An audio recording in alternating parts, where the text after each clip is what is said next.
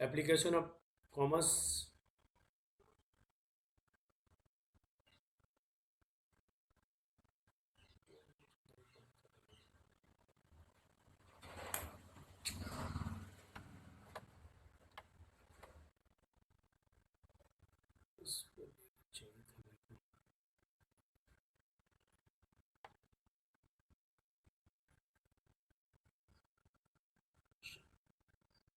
ठीक है, तो आज जो हम लोग क्लास करेंगे वो क्लास देखो हम लोग का क्या है।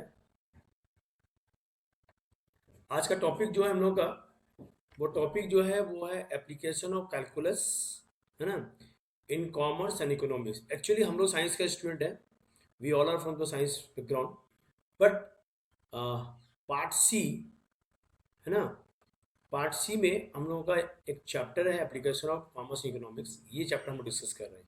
Actually what we are planning to appear for the ISC for part C, okay, not the part B. Too many reasons are there, I have already discuss in the class कि क्यों हम लोग उसको करना चाह रहे हैं। बट हम लोग का जो है आज टॉपिक रहेगा, तो हम लोग वहाँ पर ज्वाइन नहीं, हम लोग जो है इसको डिस्कस करेंगे आज कि पार्ट सी में इसका क्या होता है। ठीक है, तो first of all we are going to discuss some basic of the economics, कि इकोनॉमिक्स में हम लोग का क्या क्या होता है, कैसे होता है। ठीक है, तो जैसे सबसे पहले क्या होता है, इकोनॉमिक्स का मतलब क्या होता है। इकोनॉमिक्स जो है बेसिकली जो है फाइनेंस से रिलेटेड होता है, मनी से रिलेटेड होता है, मनी आइटम्स जो होता है। तो कोई भी सामान को, कोई भी प्रोडक्शन जो होता है कहीं पर भी, किसी भी इंजीनियरिंग, किसी भी फैक्ट्री में, जहाँ पर भी होता है, तो उसमें क्या होता है, उसमें जो है हम लोगों का जो है उसका जो साइज ऑफ द प्लांट है, ठीक है, आउटपुट लेवल जो हम लोग कितना बनाना चाहते हैं, क्या प्रोडक्शन हम लोग का होगा, है ना, price of the raw material क्या होता है, टेक्नोलॉजी क्या यूज करेंगे, ये सारे बहुत सारे फैक्टर्स होते हैं जो ये डिसाइड करते हैं कि हम लोग का जो आइटम है। जैसे मान लो कोई आइटम हम लोग बना रहे हैं, जैसे मान लो हम लोग पेन बना रहे हैं, ठीक है, हम लोग पेन बनाते हैं, हम लोग एक बढ़िया सा पेन बना रहे हैं, है ना। इस पेन का नाम जो है दया पेन है, ठीक है। अब ये जो दया पेन है, इस पेन का जो कॉस्ट है, ये डिपेंड करेगा कि हम लोगों का कितना बड़ा हम लोग का सेटअप है, कितना बड़ा हम लोग का प्लांट है, कितना बड़ा हम लोगों का जो है, हम लोग को कितना रॉ मटेरियल चाहिए, क्या टेक्नोलॉजी हम लोग यूज कर रहे हैं, किस टाइप की टेक्नोलॉजी यूज कर रहे हैं, इस सारे पे डिपेंड करेंगे। ठीक है, तो इसका जो कॉस्ट होगा इसको हम लोग लिखेंगे, क्या लिखेंगे, हम लोग इसको लिखेंगे टोटल कॉस्ट। ठीक है, टोटल कॉस्ट यहाँ पर देखो हम लिखे हैं एफ, और ये ऐसे लिखा हुआ एफ एक्स। एफ एक्स का मतलब ये एक्स क्या चीज़ है, ये एक्स जो है ये साइज ऑफ द प्लांट है, लेवल ऑफ द आउटपुट है, price of the raw material है, टेक्नोलॉजी है, इस पे ये एक्स जो है ये डिपेंड कर रहा है। यानी कि मेरा जो प्राइस होगा, जो प्रोडक्शन ऑफ द पेन होगा, दया पेन जो है, वो डिपेंड कर रहा है कि यहाँ पर ये सारे चीज पे वो हम लोग कितना खर्चा कर रहे हैं। ठीक है, तो वो टोटल कॉस्ट हो जाएगा। ठीक है, तो टोटल कॉस्ट के लिए हम लोगों को क्या करना है, हम लोगों को ये सब चीज़ को भी ध्यान रखना है। तो एग्जाम में ऐसा कोई लिखेगा, वहाँ पर सिर्फ लिखेगा कि एक्स जो है नंबर ऑफ आइटम्स है, नंबर ऑफ आइटम्स, कितना सारा पेन हम लोगों को बनाना है, ये डिपेंड करता है उसके ऊपर में हम लोग को। और उसके बाद हम लोग का रॉ मटेरियल क्या चाहिए होगा, उसका सारा चीज हम लोग डिपेंड करता है। तो ये total depend upon the x, जो है एक्स क्या चीज़ है, प्रोडक्शन जो है वो कैसे डिपेंड करता है, ये सब चीज़ पे डिपेंड करेगा। तो इसको हम लोग बोलते हैं टोटल कॉस्ट। टोटल कॉस्ट जो हम लोग का होता है वो डिवाइड होता है दो पार्ट में। टोटल कॉस्ट जो हम लोग का है, ठीक है, टोटल कॉस्ट वो डिवाइड होता है दो पार्ट में। एक होता है मेरा फिक्स्ड कॉस्ट, ठीक है, और एक होता है वेरिएबल कॉस्ट। वेरिएबल कॉस्ट, तो ये फिक्स कॉस्ट क्या होता है, फिक्स कॉस्ट किसको बोलते हैं, तो फिक्स कॉस्ट का मतलब ये होता है कि ऐसा चीज जो कि प्रोडक्शन के लिए डिपेंड नहीं होता, मतलब प्रोडक्शन हो या ना हो, लेकिन वो चीज जो है वो इंपॉर्टेंट है, वो हम लोग को जरूरत पड़ेगा। जैसे कि अगर मान लो हम लोग एक एरिया लिए हुए, एक जमीन लिए हुए जहाँ पर हम लोगों ने प्लांट सेटअप किया हुआ है, वो प्लांट का मेरा जो है, हम लोग क्या कर रहे हैं, हम लोग उसका ये दे रहे हैं, उसका रेंट भर रहे हैं हम लोग, ठीक है, या उसको हम लोग लीज में लिए हुए हैं, तो उसके लिए हम लीज के लिए हम लोग एक अमाउंट जो है साल में हम लोग हर साल देते हैं कि 15,000 20,000 रुपया जो है लीज के लिए पर जो एरिया है उसके हम देते हैं। तो वो जो रेंट है, उसका रेंट जो है वो मेरा फिक्स है। ठीक है, ये रेंट पार्ट जो है ये मेरा फिक्स है, ये हम लोग को लगेगा ही लगेगा। ठीक है। इसके अलावा क्या है, अगर रेंट जैसे मेरा लग रहा है, उसी तरह से फिर मेरे पास क्या है, जो मेरे पास स्टाफ है, जो मेरे पास परमानेंट स्टाफ है, ठीक है, उनको तो हमको पेमेंट देना ही है, चाहे काम हो या ना हो, प्रोडक्शन हो या ना हो, इससे हम लोग कोई फर्क नहीं पड़ता। ठीक है, इस पे हम लोग क्या करना पड़ेगा, हम लोगों को देना पड़ेगा, सारा जो है हम लोगों को डिपेंड करता है। तो ये वाला पार्ट भी हम लोग के लिए बहुत इंपॉर्टेंट है कि उसमें जो है सैलरी ऑफ द स्टाफ जो है वो भी बहुत डिपेंड करता है। ठीक है, सैलरी का स्टाफ के बाद क्या चीज़ हम लोग का है, इसमें बहुत सारी चीज़ ऐसे भी चीज़ होंगे, जैसे कि तुम्हारा इलेक्ट्रिसिटी तो हम लोग का डिपेंडेंट नहीं होगा उसमें, और क्या चीज़ लगेगा उसमें रेंट में हम लोग का, स्टाफ है, रेंट, इंटरेस्ट, जैसे हम लोग कोई लोन लिए हुए हैं, कोई लोन लिए हुए हैं, तो उस लोन का जो इंटरेस्ट आएगा वो हर साल आएगा। अब वो इंटरेस्ट हम लोगों को पे करना पड़ेगा, यदि मेरा प्रोडक्शन हो रहा है या नहीं हो रहा है, इससे कोई फर्क नहीं पड़ता है। तो ये सब सारे चीज जो है हम लोग को चाहिए होता है, किसके लिए, फिक्स कॉस्ट के लिए। तो फिक्स कॉस्ट हमेशा जो होगा वो क्या होगा, फिक्स कॉस्ट हमेशा जो है इन नंबर्स होंगे, फिक्स कॉस्ट जो होगा इन नंबर्स होंगे, मतलब नंबर के टर्म में आएगा, सिर्फ ऐसे लिखा रहेगा 20,000, तो कांस्टेंट लिखा होगा, कोई वैल्यूज लिखे रहेंगे, तो ये जो है मेरा फिक्स कॉस्ट में आएगा। फिक्स कॉस्ट को हम लोग यूज करेंगे एज ए कोई नंबर्स, ठीक है, वहां पर कोई भी एक्स का फंक्शन नहीं होगा। ठीक है, सेकंड पार्ट हम लोग का क्या है, सेकंड पार्ट है हम लोग का वेरिएबल कॉस्ट। वेरिएबल कॉस्ट जैसे मैंने बताया, नाम ही इसका है वेरिएबल, तो वेरिएबल का मतलब क्या होता है, जो चेंज होता है। तो क्या चीज चेंज होता है, अब एक्स के ऊपर डिपेंड करता है कि हम लोग को जैसे मान लो हम लोग को अगर 500 पेन बनाना है, दया पेन बनाना है, तो जितना हम लोगों को कॉस्ट लगेगा 50 पेन के लिए, दया पेन के लिए हम लोग को उतना कॉस्ट नहीं लगेगा। या मान लो अगर हम लोग को 5,000 पेन बनाना होगा, तो उसके लिए हम लोगों को ज़्यादा रॉ मटेरियल चाहिए होगा। तो इसका ऊपर डिपेंड करता है कि नंबर ऑफ क्वांटिटी कितना हम लोग को चाहिए, उस पर डिपेंड करता है हम लोग को कितना हम लोग को रॉ मटेरियल चाहिए होगा।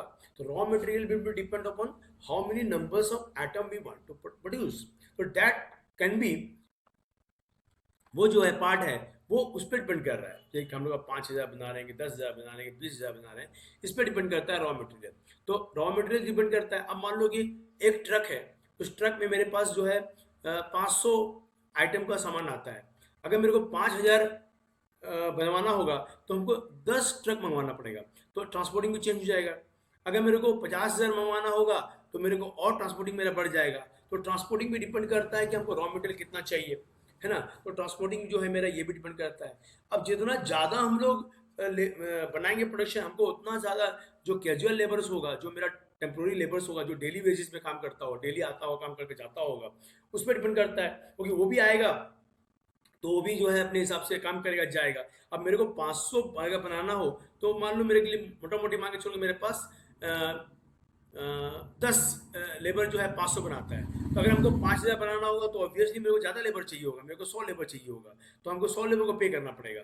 तो जैसा जैसा मेरा प्रोडक्शन बढ़ेगा या घटेगा, उसके हिसाब से मेरा जो लेबर्स होगा, जो कैजुअल लेबर्स होंगे, जो डेली बेसिस पे काम करते हैं, मतलब कि पर्टिकुलर एक दिन 2 दिन काम करेंगे जो लोग, एक हफ्ता काम किया, पेमेंट किया, लिया, परमानेंट नहीं है उसका, कोई एक्स्ट्रा कुछ चार्जेस नहीं है, वो आता है काम करता है जाता है डेली बेसिस पे, तो उनका जो कॉस्ट है वो डिपेंड करता है कि हमको कितना प्रोडक्शन करना है। तो इस तरह से मेरे पास जो है वेरिएबल कॉस्ट जो है वो डिपेंड करता है। तो जब भी टोटल कॉस्ट हम लोग लिखेंगे ना, टोटल कॉस्ट, तो कैसे लिखेंगे टोटल कॉस्ट, तो total cost is equal to fix cost plus variable cost, ऐसे लिखेंगे। फिक्स कॉस्ट का मतलब हुआ कोई भी, जैसे मान लो एक एग्जाम्पल को दिखा रहा हूँ मैं, देखो यहाँ पर मैंने लिखा हुआ है, ये देखो यहाँ पर लिखा हुआ है, यहाँ पर एक क्वेश्चन दिया हुआ है, इस क्वेश्चन में लिखा हुआ है 12 plus 3x square minus 1/3x square, देखो ये लिखा हुआ है। तो ये क्या चीज लिखा हुआ है, ये लिखा हुआ है टोटल कॉस्ट, है ना। यहाँ पर क्या है, देखो यहाँ पर जो 12 है ये फिक्स है, ये नंबर है, तो ये मेरा क्या हो गया, ये मेरा हो गया फिक्स कॉस्ट।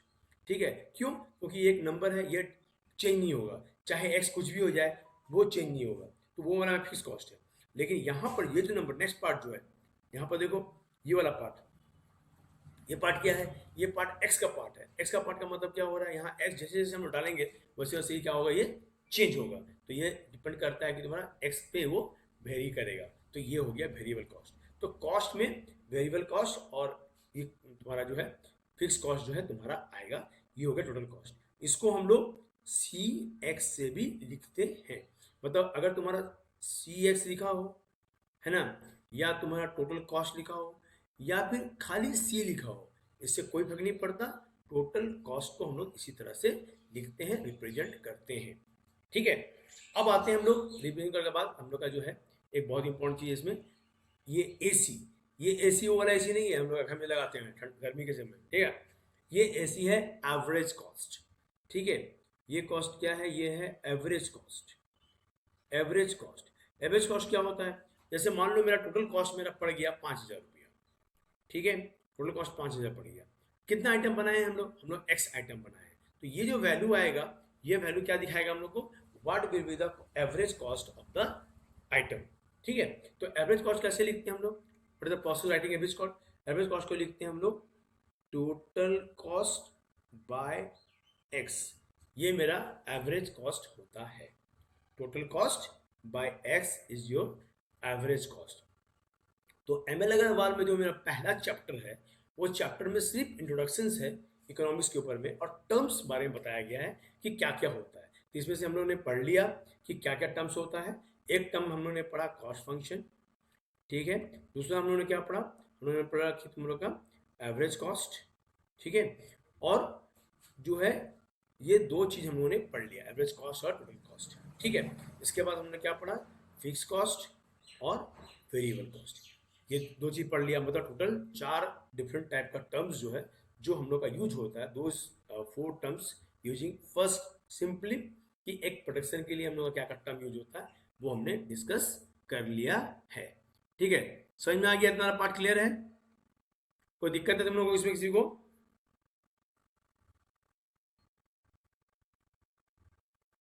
कोई दिक्कत नहीं ना? ठीक है, कोई दिक्कत नहीं है तो अच्छी बात है। तो अब हम लोग आ जाते हैं हम लोग नेक्स्ट पार्ट में। मेरा ये क्वेश्चन मैंने लिया हुआ है, इस क्वेश्चन को देखो कैसे बनाना है। The total cost of the certain commodity is given this, है ना।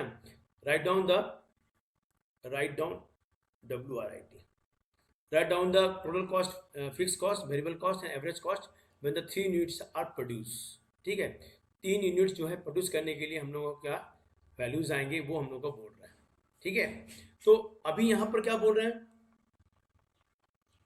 यहाँ पर क्या बोल रहा है कि write down the fix cost, variable cost and when the 3 units are produce. 3 unit produce करने के लिए हम लोग कितना कॉस्ट पड़ेगा। तो सबसे पहले यहाँ पर कॉस्ट फंक्शन लिखा हुआ है, CX। ये लिखा हुआ है मेरा 12 प्लस 3x माइनस 1/3 x², ये लिखा हुआ है। ठीक है, तो अभी हम लोग को क्या करना है, हम लोग को निकालना है टोटल कॉस्ट एट 3 यूनिट निकालने बोला है। तो टोटल कॉस्ट क्या होगा, टोटल कॉस्ट फंक्शन क्या होगा, तो यहाँ पर लिखेंगे C3, है ना। मैंने 3 यूनिट अगर बनाते हैं तो ये हो गया 12, ये हो गया 3 × 3 माइनस 1/3 × 3²। ठीक है, तो 3² से कितना हो जाएगा, एक स्क्वायर कट जाएगा यानी 3 हो जाएगा, यानी 12 प्लस 9 माइनस 3, तो ये हो गया 6, 18 हो जाएगा। तो 18 मेरा आ जाएगा कॉस्ट, क्या चीज़ का, ये हो जाएगा कॉस्ट फंक्शन। ठीक है, कॉस्ट फंक्शन के लिए मेरा आ जाएगा। अब इसमें पूछा है कि फिक्स कॉस्ट क्या है, तो फिक्स कॉस्ट मेरा कितना है, फिक्स कॉस्ट देखो मैंने बता दिया आपको कि फिक्स कॉस्ट जो है मेरा कितना है, ये जो नंबर है 12, ये खाली है, ये फिक्स कॉस्ट है। उसके बाद वेरिएबल कॉस्ट क्या आएगा, तो वेरिएबल कॉस्ट जो है ये वाला आइटम जो कि एक्स के टर्म में लिखा हुआ है। ठीक है, ये वाला पार्ट जो है ये वेरिएबल कॉस्ट होगा। ठीक है, और लास्ट में निकालने बोला है एवरेज कॉस्ट। एवरेज क्या होता है, ये मैंने टोटल कॉस्ट निकाल दिया। तो एवरेज कॉस्ट होगा, कितना आइटम बनाया तुमने, how many item you are going to produce. तो आइटम मेरा यहाँ पर 3 है, तो 3 आइटम प्रोड्यूस कर रहे हैं, टोटल कॉस्ट कितना है मेरा 18 आया है। तो एवरेज कॉस्ट क्या आएगा, average cost is equal to 18/3, that is equal to 6। तो 6 जो है एवरेज कॉस्ट आएगा। अगर 3 यूनिट हम लोग बनाते हैं तो एक का दाम जो है 6 रुपया आना चाहिए। ठीक है, तो ये फर्स्ट पार्ट में हम लोग का जो पहला एक्सरसाइज है, इसमें सिर्फ यही चीज़ दिया हुआ है, सिर्फ 4 ही क्वेश्चन है। एक क्वेश्चन मैं डिस्कस कर दिया है, बाकी जो तुम क्वेश्चन है तो डिस्कस कर लेना, हो जाएगा। ठीक है, अब नेक्स्ट जो है हम लोग नेक्स्ट जो करेंगे अभी हम लोग, ठीक है, इसमें आते हैं हम नेक्स्ट में।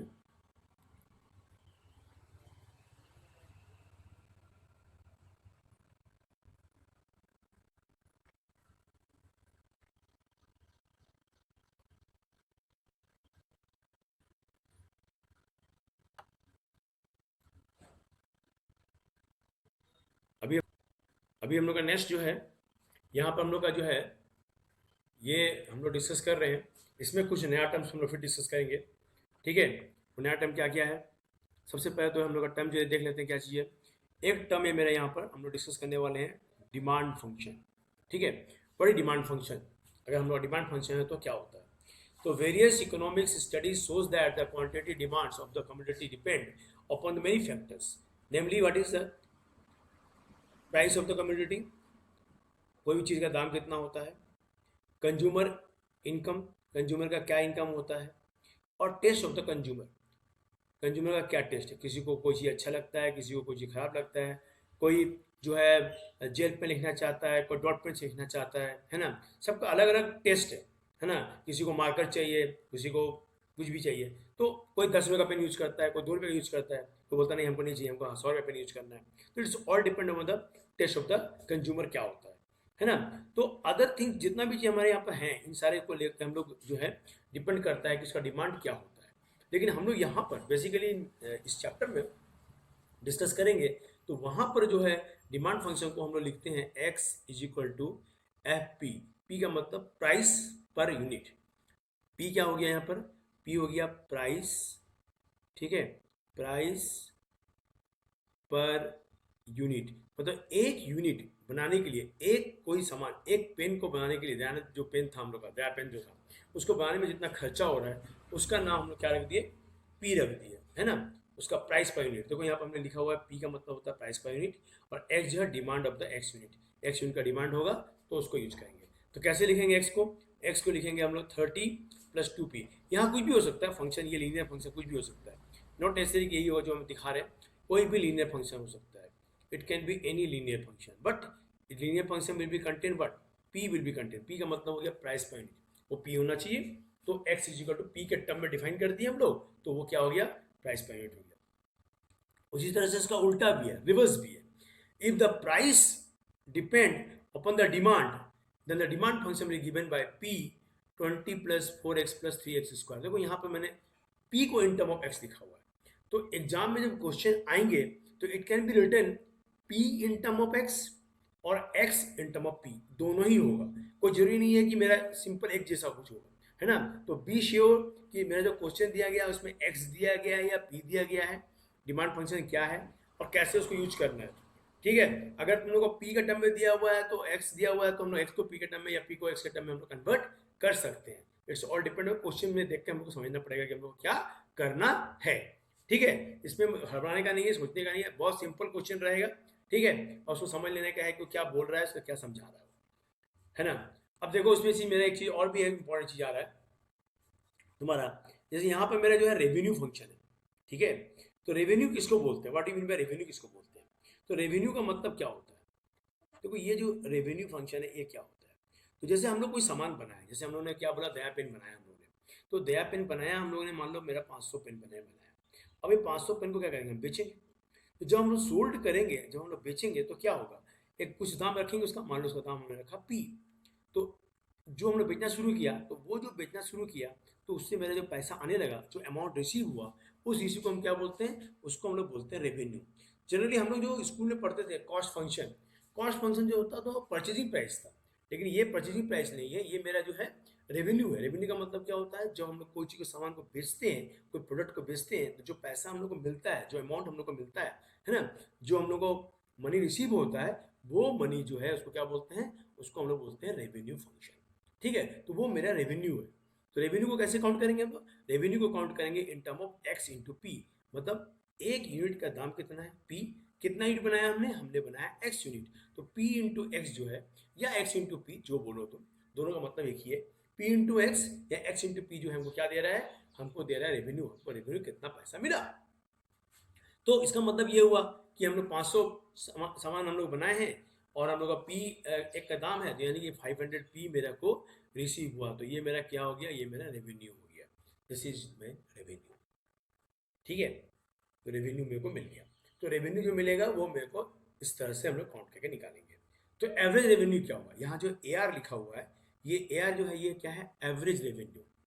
ठीक है, एवरेज रेवेन्यू कैसे निकालते हैं, तो एवरेज का प्रोसेस क्या है एवरेज का, तो एवरेज का प्रोसेस क्या है, एवरेज रेवेन्यू का प्रोसेस क्या है, एवरेज रेवेन्यू का प्रोसेस है मेरा, एवरेज रेवेन्यू का प्रोसेस क्या है, एवरेज रेवेन्यू, इसका क्या प्रोसेस है, तो मेरा रेवेन्यू जितना भी आया, रेवेन्यू को हम लोग आर लिखते हैं या फिर हम लोग उसको आर एक्स भी लिखते हैं, ठीक है, चाहे कुछ भी लिखो, divided by number of items, अगर हम लोग कर देंगे तो क्या निकल जाएगा, एवरेज रेवेन्यू निकल जाएगा।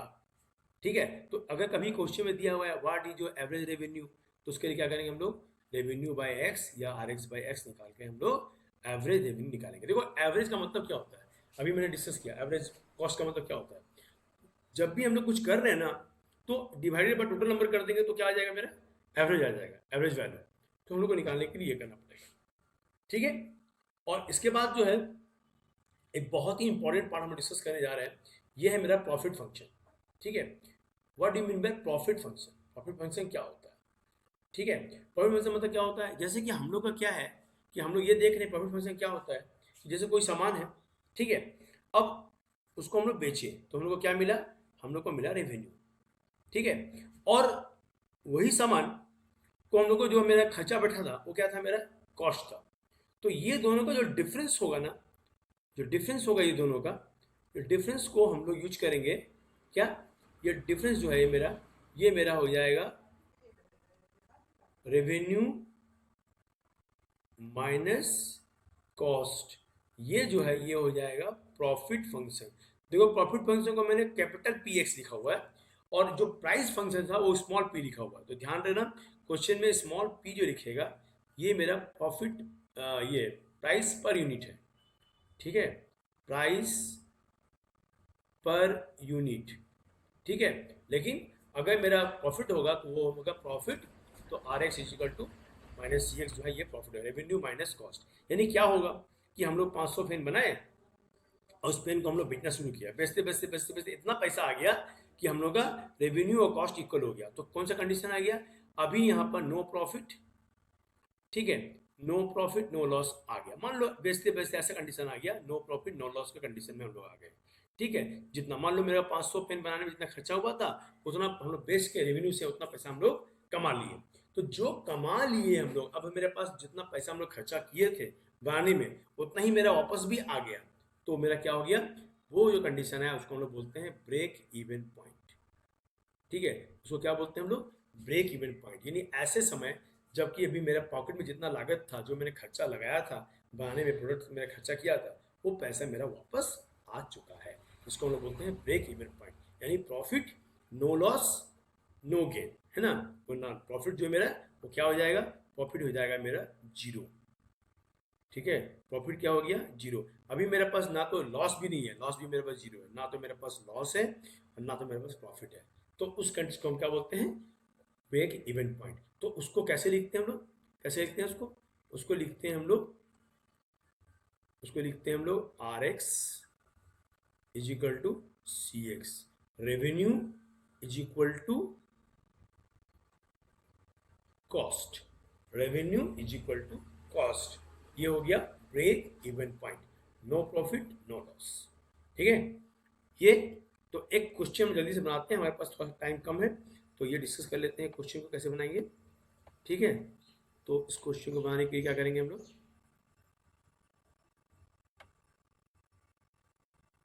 चलो एक क्वेश्चन हम बनाते हैं फटाफट इस क्वेश्चन को, है ना, तो कैसे बनेगा ये क्वेश्चन,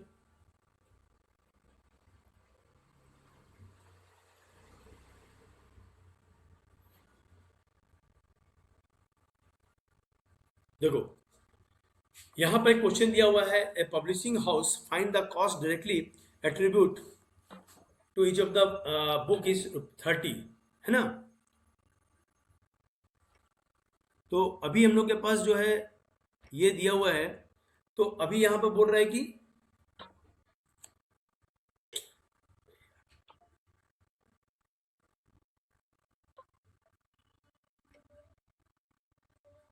ठीक है, तो अभी हम लोग के पास ये देख रहे हैं कि हम लोग का एक जो ईच बुक है, इसको बनाने के लिए मेरे पास ईच बुक का जो है ये दिया हुआ है और फिक्स कॉस्ट जो है ये दिया हुआ है 15,000, है ना, और हर बुक को बेचा गया है रुपीज़ कितना में, 45 रुपीज़ में वो बेचा है।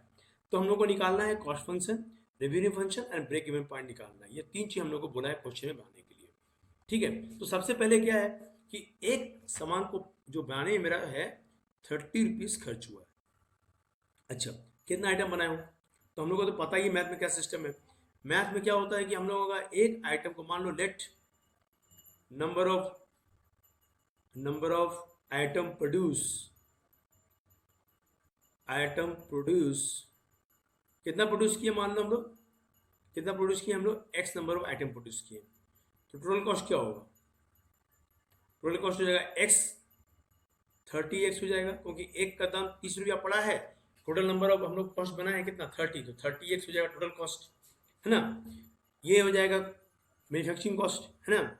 लेकिन ये टोटल कॉस्ट नहीं लिख सकते इसको, क्योंकि इसमें हम लोग का फिक्स प्राइस नहीं आ रहा है, तो इसको नहीं लिख सकते हम लोग फिक्स प्राइस। कॉस्ट में है कॉस्ट ऑफ प्रोडक्शन, अभी है ये हो गया मेरा वेरिएबल कॉस्ट। इसको लिखो हम लोग वेरिएबल कॉस्ट, क्योंकि हम लोग को ये इतना हम लोगों को कॉस्ट को बनाने में खर्च हुआ, वेरिएबल कॉस्ट है ये। हम लोग का एक आइटम को 30 रुपये बनाने में खर्चा था, तो एक्स आइटम को मेरा ये वेरिएबल कॉस्ट हो गया।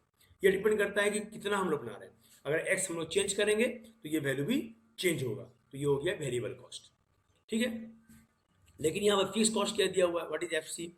एफसी क्या दिया हुआ है? फिक्स कॉस्ट दिया हुआ है मेरा 15,000।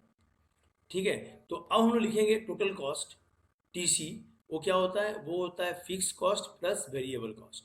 याद रखना, हम लोग का जो भी टोटल कॉस्ट होता है वो fix cost plus variable cost होता है। ठीक है। तो उस हिसाब से हम लोगों को क्या मिला, ये हम लोग को मिला है ना। तो इसको हम लोग को क्या करना है, अभी हम लोग को क्या करना है, इसके लिए टोटल कॉस्ट के लिए क्या लिखना है? टोटल कॉस्ट लिखना है मेरे को 15,000 फिक्स कॉस्ट, और वेरिएबल कॉस्ट कितना है मेरा 30x। ये हम लोग को मिल गया। ठीक है। अब आते हैं नेक्स्ट पार्ट में। नेक्स्ट में पूरे एक को बेचने में हम लोग कितना रुपये खर्चा किए हैं? 45 रुपये खर्चा किए। तो कितना बनाए थे भाई हम लोग? एक्स बनाए थे। बेचेंगे कितना? वाई? नहीं, हम लोग पूरा बेचेंगे तब उसको हम पता करेंगे। हम लोग वाई का नहीं लेंगे हम लोग, क्योंकि हम लोग बेचे हैं, जितना बना है उतना बेचे हैं, इसको लेके हम लोग चल रहे हैं। यहाँ पर हम लोग चेंज नहीं करेंगे, नंबर ऑफ आइटम को चेंज नहीं करते हैं। जितना बनाए पूरा बेच दिए, और उसके बाद हम लोग उसका आइटम को हम लोग देखेंगे। तो कितना बनाए थे हम लोग? एक्स आइटम बनाए थे, और एक्स आइटम हम लोग बेच दिए, है ना। एक्स आइटम बनाया था, एक्स आइटम बेच दिए, तो हम लोगों का जो रेवेन्यू होगा, रेवेन्यू क्या हो जाएगा? रेवेन्यू हो जाएगा एक का दाम 45 रुपया है, और बेचे हम लोग कितना? एक्स, तो 45x हो जाएगा। ठीक है। तो टोटल कॉस्ट का जगह में क्या लिखेंगे? टोटल कॉस्ट में लिखेंगे हम लोग total cost is equal to 15,000 plus 30x, ये हो जाएगा। और रेवेन्यू का कितना हो जाएगा मेरा? रेवेन्यू हो जाएगा तुम्हारा RX is equal to 45x। अब ब्रेक इवन पॉइंट निकालना है, तो ब्रेक इवन पॉइंट का मैं बता ही चुका हूँ तुमको कि RX is equal to RX is equal to RX का मतलब हो गया 45, है ना।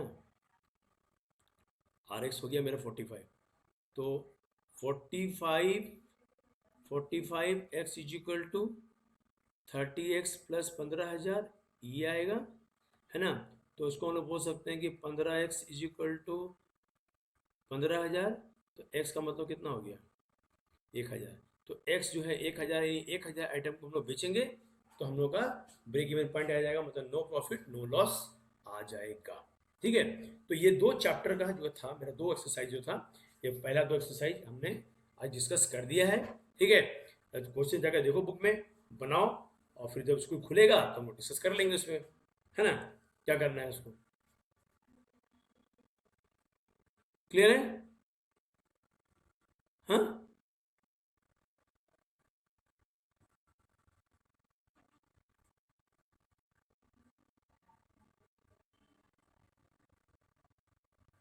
इसका हमको चाहिए कैसे नोट्स को बंद कैसे करेंगे?